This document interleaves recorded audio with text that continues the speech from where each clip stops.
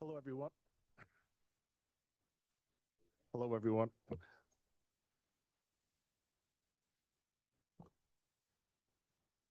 don't think it's working.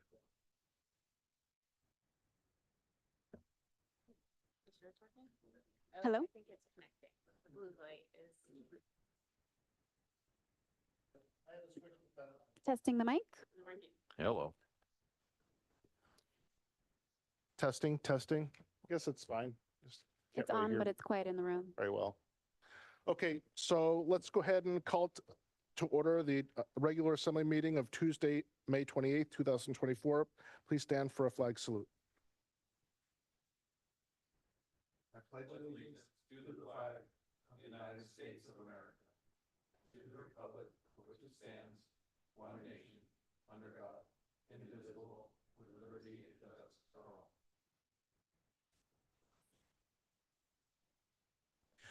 The Assembly of the City and Borough of Sitka would like to respectfully acknowledge the traditional first people of Sitka. With gratitude, we proceed on Tlingit Ani. Roll call. Mr. Mosher, Here.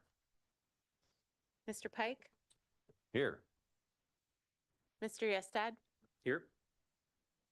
Mr. Christensen, Here. Ms. Carlson, Here. and Mr. Celine. Here. Mayor Eisenbeiz is absent this evening. Okay, thank you, Sarah. Are there any correspondence or agenda changes? I don't think so. We do have some ceremonial matters today. These are to recognize the Tourism Task Force members. I don't believe they've all they're not all here, but several of them are, so we're gonna call them up in just a second. Okay. Yeah, Rich, do you want to come on up? Looks like, let's see, is Jeremy Plank here? No? Yeah, well, I was gonna read it when we're there. How about Scott Wagner? Is he here? No, doesn't look like it. Okay. Phyllis? Okay, Phyllis, why don't you come on up? Okay. And this to you. Thank you. You're welcome.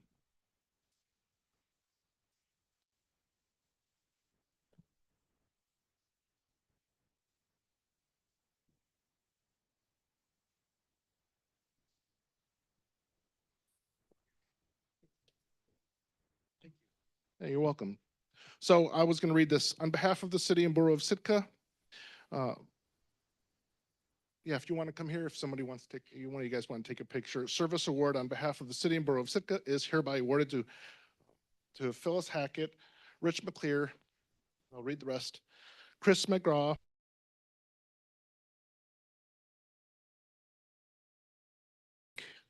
Scott Wagner, and Cambria Holmes. This expression of grateful acknowledgement for your valued services rendered in the public interest while serving on the Tourism Task Force. Thank you. And thank you very much for that. That was a lot of work and we really appreciate that. Thank you.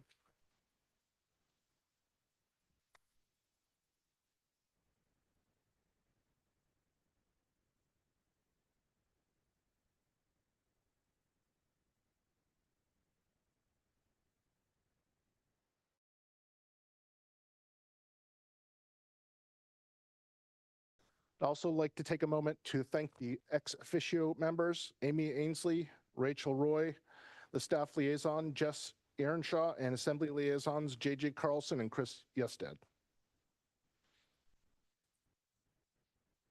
Okay, special reports. Government to government. Looks like we had a schedule to have Mr. Widmark here, but that report was canceled. So we have one for municipal departments. Kevin Knox is going to give a short report on the Parks and Rec.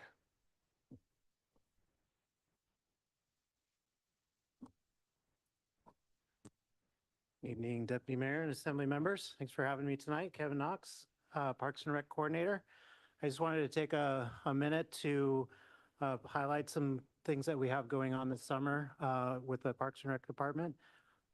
First, some program stuff that we have going on, addressing the needs for a swim lesson program. We've partnered with the Baranof Barracuda Swim Club to provide a lessons program this summer. The lesson space is filled within minutes of opening our registrations, and we have a wait list of almost as many kids that are in the lessons now. So we have a Parks and Rec summer camp that was designed by our AmeriCorps service member, Alan Dolphus, and the AmeriCorps that will join us this summer as well. It'll feature sustainable energy sessions, arts, games, hikes, science, culture, field trips, and a lot of other fun for 6 to 12-year-olds. As a way of extending that camp time, we're doing a little lunch gathering with the kids. And we've partnered with the Sitka Conservation Society and their food security program to serve free and healthy snacks to the kids regardless of their need. With some of the other programs that we have, registrations have been really well handled by Ellie Campbell, our Parks and Rec activity specialist, everything from gymnastics for tots and intermediates, beginners, also some specialized tumbling sessions, Sky's the Limit Aviation Camp, a little introduction to aviation with Jack Davis, Summer Gold Zumba with Kate, and Music Mondays, and a whole bunch more. The one other thing that I wanted to just highlight for you all is that we've embarked in a recreational asset use count project in partnership with Sitka Trailworks, Alaska DOT. We've placed 9 infrared cameras around on trails around Sitka to get a better sense of our use of some of the trail systems around. The counters will be in place, some of the counters anyway, will be in place for a year in order for us to record both peak and off-peak season use, giving us a better idea of how these trail systems are being used.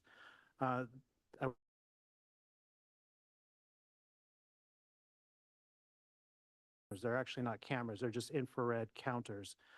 So they only collect a text file, and then we download that, and then we can analyze the use. The data that we collect will help us inform how these assets are being used throughout the year. This way we can better measure efficiency in maintaining our trails. Also, when we go out for funding requests for development or enhancements, but then also when we try to better outline on how we address our commercial use permits for our lands and recreational uses. So just wanted to highlight those few things. Thank you, Kevin. That's really amazing. I've heard nothing but good things. I appreciate it. We've got a really great team down there. Did anyone else want to say anything to Kevin? Okay, thank you. Thanks. Yeah. Okay, so now we're moving on to school board. Looks like, Sarah, you reached out to Tristan, but he hasn't responded. Okay, so no school board report. Okay, that brings us to students and guests. No one here for that. Okay, now we're moving to persons to be heard. This is for public participation on any item off the agenda. All public testimony is not to exceed 3 minutes for any individual unless the mayor imposes other time constraints at the beginning of the agenda item. So if anyone would like to come up and speak. No one? Okay. All right, that moves us to the consent agenda. Can we get a motion? Yeah.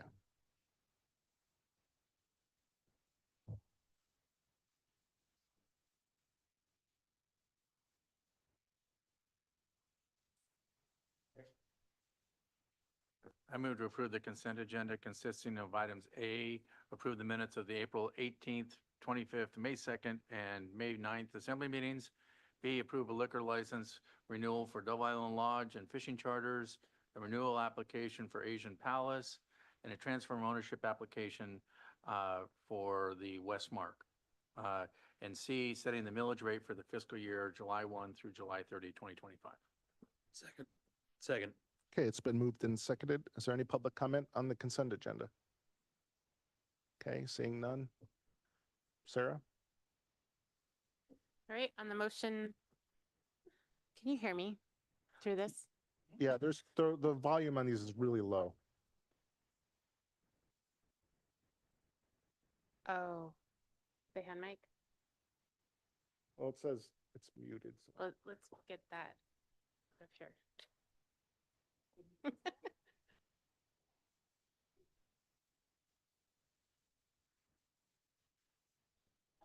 Okay, so on the motion to approve the consent agenda consisting of items A, B, and C, Mr. Christensen, Yes.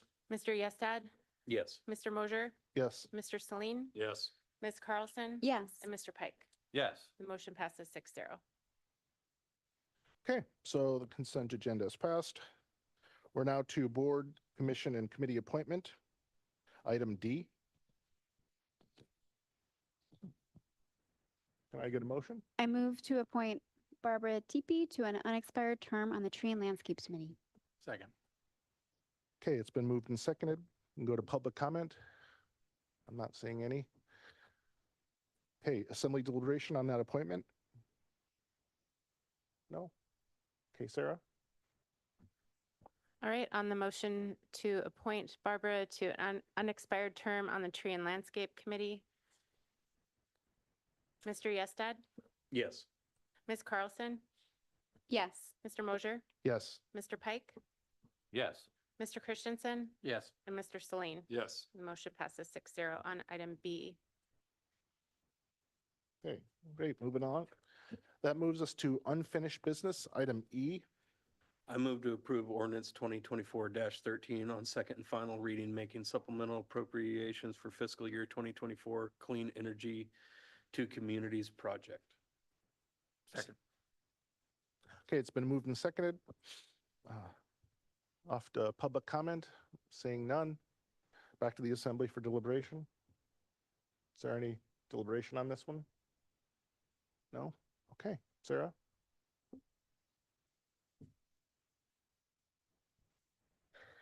All right, on the motion to approve ordinance 2024-13 on second and final reading, Mr. Christensen, Yes. Ms. Carlson, Yes. Mr. Celine, Yes. Mr. Pike, Yes. Mr. Yestad, Yes.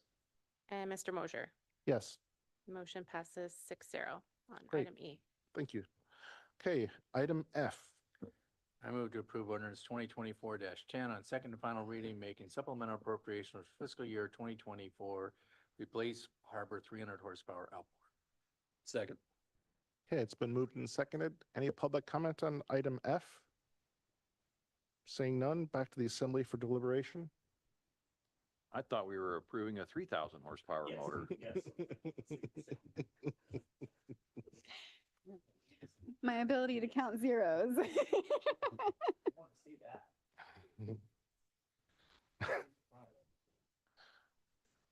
So is there any other comment on this? No? Okay, go But ahead, if we Sarah. just say 3,000, will that be what gets purchased? That would be nice. Is that how it works?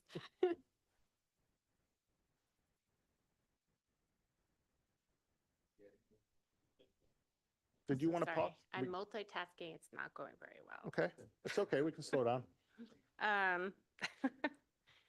Okay, on the motion to approve ordinance 2024-10 on second and final reading, Ms. Carlson, Yes. Mr. Yestad, Yes.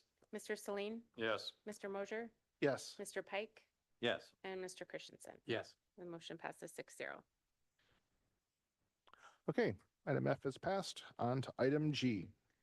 I move to approve ordinance 2024-11 on second and final reading, adopting budgets and capital improvement plan for the general fund, internal service funds, and special revenue funds for the fiscal year July 1st, 2024 through June 30th, 2025. Second.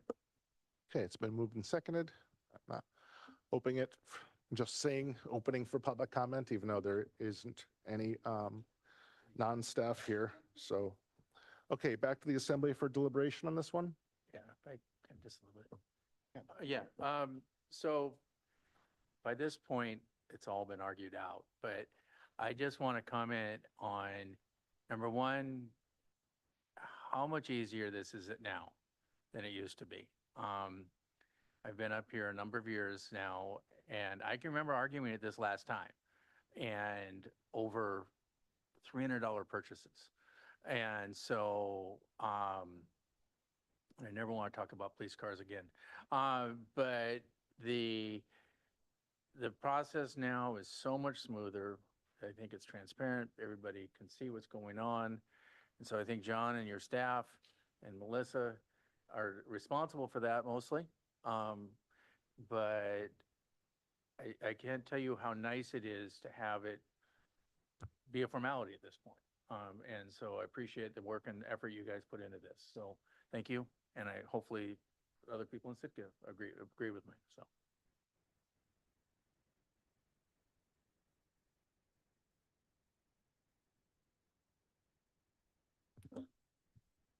The reason why there's not much deliberation on these is because we've already hashed these out over several months. Sarah? All right, to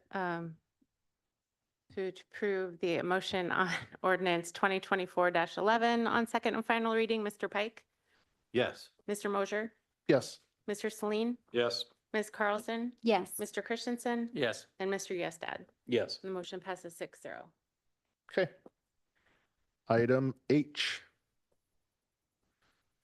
I move to approve ordinance 2024-12 on second and final reading, adopting the budget and capital improvement plan for enterprise funds for fiscal year July 1st, 2024 through June 30th, 2025, amending rates in Title 15 Public Utilities of the Sitka General Code and adopting mortgage rates and other harbor fees. Second.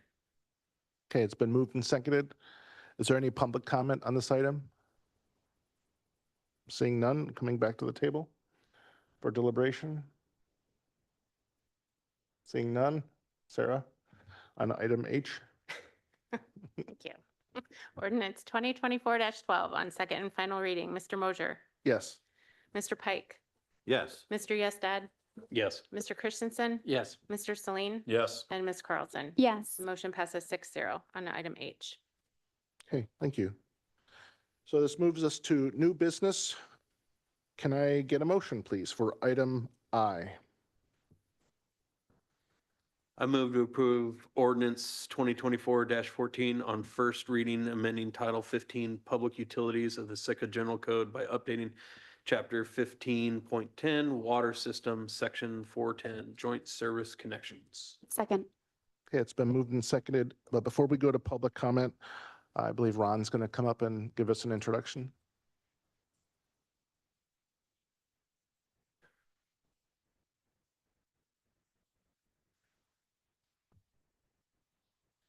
Good evening. My name is Ron Vincent. I'm the Public Works Director here for the City and Borough of Sitka. Tonight's agenda item proposes a modification to Sitka General Code 15.10.410, addressing the joint use of residential and commercial water lines. Existing water utility code does not allow for a single water line to serve more than one structure. The proposed code modification will allow the Public Works Director to authorize multiple structures to be served with a single water line, given good cause shown. This code modification will align the existing water utility code with the wastewater utility code, which does allow multiple structures to be served by one line. There are a number of benefits to this code modification, including streamlining building requirements without sacrificing any public safety. It's also intended to reduce cost and time needed for construction, which is something that's desired in this community. It will also reduce environmental impacts associated with installing unnecessary additional water lines. And a couple others here. It is intended to reduce the vulnerability that is inherent with tapping into the water main. So each time a service line taps into the water main, it's a weak point. And so this is intended to reduce those weaknesses. The code modification is also intended to provide property owners with better flexibility with developing their property. And then lastly, as previously mentioned, it'll align the water code with the wastewater code. So it gives the Public Works Director the ability to, where good cause is shown, give an exception to having multiple lines serve one structure. Thank you, Ron. So we'll go to public comment, and Yeah. then during deliberation, people can ask you questions. Thank you. Is there any public comment on this item? Okay, seeing none to the assembly for deliberation. I have a question for him. So you didn't even get back to your seat. So I think I know the answer to this, because it says, granted by the Public Works Director for good cause shown. So what are things that are good cause? I mean, I'm assuming if there's enough capacity, it'll probably be approved. Is that pretty much what, I mean? Yeah, if the quality of the lines are in good shape, if there's enough capacity, that's the big thing that we see. We had an example that came in over the last year where we had a 6-inch, nearly new water main that was serving one structure, which is enough to supply a city block. And an additional building was requested to be developed, and we really got put in a pinch where we were going to have to request that owner to install another costly water line. And this has come up probably about 10 or 12 times over the last year. It's something that keeps popping up, just needs to be fixed. So. That's what I figured, but I just wanted to make sure that there wasn't kind of like variances where you've got to show saving money can't be a cause for a variance. And so this is like saving money is okay as long as they have the capacity. Correct. Yeah, I think that the intent of this code, well, I'm convinced that the intent of this code is really to prevent disputes when properties get split and there's one line serving multiple properties. But that issue is really avoided given our development processes here. And so it's not necessarily applicable. Does anyone else? Scotty? I'm kind of confused when you mention wastewater. I keep thinking of Mick Tisher and Fleming's project where they couldn't join up the wastewater all on one line. Did you just answer that by the separate properties where this isn't separate properties for the water coming to and then splitting and then they're all on one waste going out? Because it sounds phony to me that now this is coming up and, all the reasons that you stated for this law that would work for Mick Tisher and Fleming's project that got shut down. The town needed those houses and you shut them down from a joint sewer line. Is there any way you could get me focused in on how you see intent of the law? Yeah, so the existing wastewater code, it addresses it for multiple structures on one piece of property. And so that's, I think, the difference there.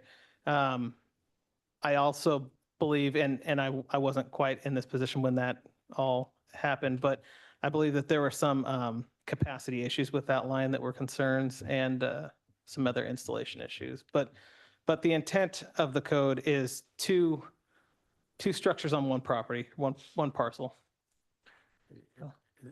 Scotty, I can answer that because I was on the planning and zoning liaison. So they allowed multiple ones, but I think it was they had, I believe, 6 or 7 houses on the line already, and they were asking for more that was going to take it to 12, which took it beyond the capacity. Plus that line was in a situation where it couldn't be serviced because it was on a slope. And there was question about who was going to service it because it wasn't a city line and the city didn't want to take it over because it couldn't get to it with heavy equipment. And so it was, that had already reached capacity. It's different than this where they're talking adding another house or two. This was, they'd already had 7 on that and we're going to take it to 12, which was too much. And that that was the issue there. It was this, they are, and you could share sewer lines, but that one again had some other issues to go with it. Thank you. JJ? This is for both residential and commercial construction. That's correct. And another piece to add on is the difference between water and wastewater is that the pressure serving the line needs to be there. So is that engineering calculations done internally within Public Works, or is that part of the application process from the owner to provide calcs on manageable service? That burden's typically on the property owner, as it's not the city's choice to develop, and so when the property owner takes that responsibility on, they also accept that obligation. And we typically require those calculations, and they're stamped by a licensed engineer. We do review them though. Okay, so there, I'm just trying to think of where could there be a catch here that could cause problems in the future based on this, and pressure being the only difference between water and wastewater, or not the only, but a significant difference. That the clause about, that kind of reasonable through the discretion of the Public Works Director seems adequate to me, so I'm going to support this. Go ahead. So you said it's one property, multiple structures on one property. What happens if they divide the property? That's the concern, and that's really, I think, the intent of this code. Where that gets addressed is in the development process. When it does go to review, even internally within the city, we have a development review committee, and usually we'll bring up concerns like that. And then it also goes to the planning and development, or community development department to make that decision and really put those restrictions on the homeowner to address before property splitting or subdividing can occur. So they'd have to put another line in, or? They would. In that case, yeah, if they wanted to split the property, they would have to put in another line. Yeah. Thank you. Does anyone else have any comments? I think this all seems pretty reasonable. It seems like we have good checks and balances in place. I like the fact that we're trying to keep from tapping into the main as much, I know that can weaken it. And sometimes even accessing the mains aren't always the easiest and we have to get into the roads. And I think limiting that is just a good idea in general if we can. So, yeah, I definitely support this. Thank you. Yeah, I would just say I agree. I like the desire to mitigate risk. So I'm going to support this. Thank you. Sarah? All right, on the motion to approve ordinance 2024-14 on first reading, Mr. Christensen, Yes. Mr. Yestad, Yes. Mr. Mosier, Yes. Mr. Celine, Yes. Ms. Carlson, Yes. and Mr. Pike. Yes. Motion passes 6-0 on first reading, item I. Okay. Okay, on to the next one, item J. Yeah, I move to approve resolution 2024-13 on first and final reading, supporting amendment 123 to the fishery management plan for FMP for groundfish of the Bering Sea and Aleutian Islands BSAI management area, which amends regulations governing limits on the Pacific halibut prohibited species catch PSC and links the halibut PSC limit for the Amendment 80 commercial groundfish trawl fleet and the BSAI groundfish fisheries to halibut abundance. Second. It's a mouthful. All right, good job. That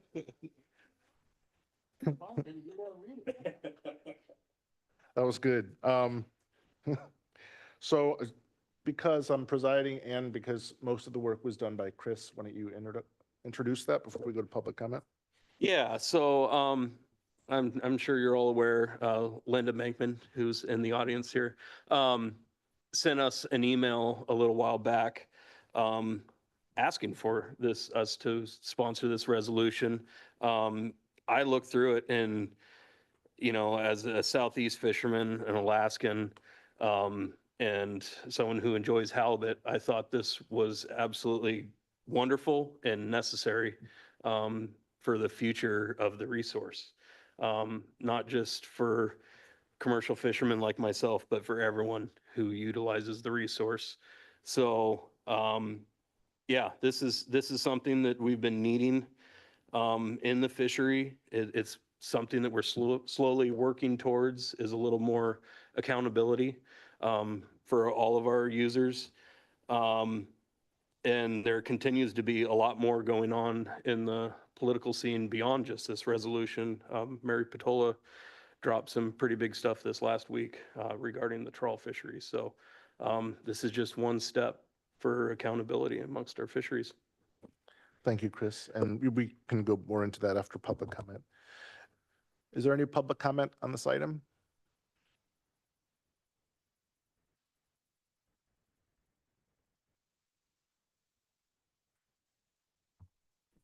Thank you, Mr. Chairman, and thanks to the sponsors of this resolution. I'm Linda Benkin, testifying for Alaska Longline Fishermen's Association. And Want to ask your support of this resolution. I think you're all well aware how important halibut is to this community, but it's a really key species. The over 500 commercial fishermen based here. Our processors process over 1.5 million pounds of halibut every year that generates really important revenue for the city. So it's economically important, certainly also very culturally important and recreationally important to all sectors here in Sitka. We've been working for 20 years to try and bring down bycatch in the Bering Sea. We had a significant win in 2015 that brought down the caps on halibut bycatch by 25%. We started at that time to push the council to tie the abundance or tie the bycatch caps of halibut to the abundance of halibut, which is how we manage all our other fisheries. When the caps were set, there was a whole lot more halibut out there, and we've reduced our directed fisheries. Everybody who targets halibut is conserved, but those bycatch caps stayed just disproportionately high, to the extent that over the last decade, there was about 38 million pounds of halibut bycatch in the Bering Sea by this one sector that's the biggest offender there. So in 2021, after 6 years of pretty hardcore work by a lot of members of our industry and communities, we secured this Amendment 123 that would tie the caps of this trawl sector to abundance of halibut in the Bering Sea. Month after that amendment was implemented by the National Marine Fisheries Service, the trawl sector filed a lawsuit against it. A group of us have moved to intervene on behalf of the federal government to be part of the lawsuit so we can present our side of this case. We're asking communities to pass resolutions in support of limiting bycatch. We'd like to put together an amicus brief, a friend of the court filing eventually from those community resolutions, and we can come back to talk to you about that later. But right now, what we'd ask is your support of this resolution so we can demonstrate to the courts how important this amendment, this action is to Alaska's fishing communities. And thanks. I'm happy to answer questions at any point on the resolution if that's helpful. Thank you, Linda. Thank you. Is there anyone else for public comment on this item? No, seeing none. Bring it back to the table for discussion. Tor? Yeah. So I reached out to Linda as well, but I was out of the country, so I couldn't really, it wouldn't have been easy to sponsor this. But I was in the fish business for a long time. And the trawl fleet, it's a biomass fishery, and they basically can't control they take everything. I'll try and, I have less polite ways of describing it in other situations. But this is a no-brainer. And honestly, you could put a number of different species into that slot, not just halibut. I mean, everything from black cod, salmon, it's again, it's probably the only the only thing that I would think would be worse would be the floating gill nets that were bad a few years ago. So anyway, I very much support this. I hope it works. And I don't know if our little thing will help, but it's necessary, and it's something that's going to be an ongoing fight for a long time. So thank you for bringing it up, Linda. Anyone else? I sponsored this with Chris, but like I said, he did most of the work. And so I'm supporting this, and I also did want to say thank you to Linda for bringing this to our attention. Did you have something, JJ? I didn't see your hand. Oh, yeah, sure. Just, it means a lot that there's has been a 20-year effort. That's a big deal, and we're happy to support things that are really community-based like this. That means so much to our community, and to align the halibut fishery, with all the other fisheries, it just takes work. And I applaud our local advocates for doing that work and setting it up for such success. And I wish you the best in the other communities around the state and especially in our southeast region, because we kind of hear about what's going on in the Aleutians and the Bering Sea, but just as a general community member, I don't see it to the same extent as the commercial fishing fleet and the processors and the people that really work in the industry. So reading all of these whereases like really sets it in plain language for me. So from that point of view, I wanted to say thank you as just a regular person for all of your hard work in this and wish you the best of luck. And when it comes time to that amicus brief, please come back and talk to us. Thank you. Okay. Oh, did you have something, Chris? No? Okay. I don't have anything else. So Sarah, can you do the roll call? Right, on the motion to approve Resolution 2024-13 on first and final reading, Mr. Yestad, Yes. Ms. Carlson, Yes. Mr. Mosher, Yes. Mr. Pike, Yes. Mr. Christensen, Yes. and Mr. Celine. Yes. Motion passes 6-0 on item J. Okay. That was fast. We're going to go to persons be heard. This is on any item on or off the agenda, not to exceed 3 minutes. Okay, I don't see anything. That will bring us to reports. The mayor is absent, so it goes to administrator. The only report I have is to congratulate the Sitka boys and girls track team for their state track meet win this weekend. Oh, yeah. Sarah, is the attorney online? Okay. Goes to liaison representatives. Okay, none. Did you guys have something? I'll be out of order, but I'm looking for support in a resolution so the senior watch stander at this building after 5 o'clock can move the no parking signs when there's no buses and then there's no parking spots, so they don't have to be soup Nazis and chase people off trying to come to public participation at this building. Sounds good. That sounds like that will be your other report. Well, I'm looking to get it passed so that people don't, and it happened to me too, 2 minutes before the assembly meeting 2 weeks ago, I come in, there's 1.5 spots open in the big parking lot, one bus, no stragglers, and I park here and come in, and then I had to go out and then move it and then was late. And to me, that just exemplifies the feeling of town that it's everything for the tourists. So any shot caller can look and see that there's no buses there, and the signs don't have to go all the way to the library anyway, because they can't park a bus right next to the library in the first driveway. And it Sounds good. infuriates people when you come to participate and you get chased off and there's no reason. It's just a rule being enforced that has no bearing. Thank you, Scott. So no other liaison representatives, so we're going to go to clerk. All right, our 2 meetings for June are on the 11th and the 25th.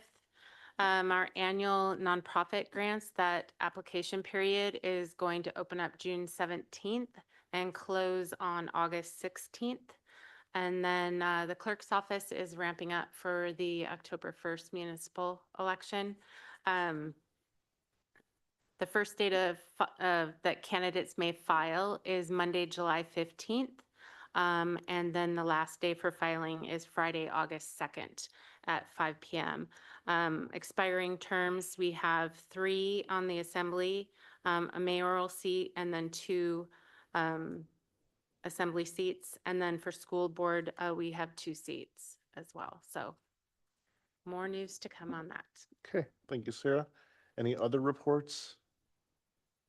Seeing none? Can we get a motion to adjourn?